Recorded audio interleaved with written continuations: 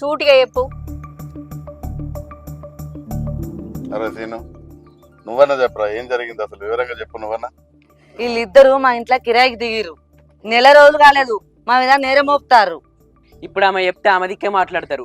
ఇప్పుడు నేను చెప్తా ఇనుర్రి. నేను జరిగింది జరిగినట్టు చెప్తా, పక్షపాతం లేకుండా న్యాయం చేయిర్రి. నువ్వు ఆగ్సీను, నేను చెప్తా. చెప్పు. ఎవరో ఒకరు చెప్పుర్రి, ఇట్లే కొలుసుకుంటా పోతే పొద్దు గుప్తుందిగా.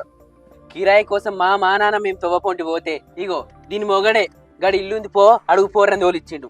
ఆడు తోలిస్తేనే మేము వచ్చినాం. ఛీ, అసలు అప్పుడే రాకుంటే అయిపో. అటుగా బొరబడ్డట్టు అయింది. పూర్తిగా చెప్పని అమ్మా సీను. ఎవరన్నా కిరాయి ఇచ్చేటప్పుడు ఎన్నో కండిషన్లు పెడతారు. ఈ ఆడది లేని మాటలు మాట్లాడేది. ఏ కండిషన్లు ఎందుకు మనకు, ఉండుర్రి మనం ఒకటి అని ఎన్నో మాటలు తీరితీరైన మాటలు మాట్లాడింది. ఇప్పుడు గిట్ల లోలు పెట్టుకుంటుంది. ఏ పాట అవుతుందో ఏమో మరి. అప్పుడు కండిషన్లు పెట్టనప్పుడే నాకు అర్థమైంది, కానీ ఎందుకులే అని సపరేట్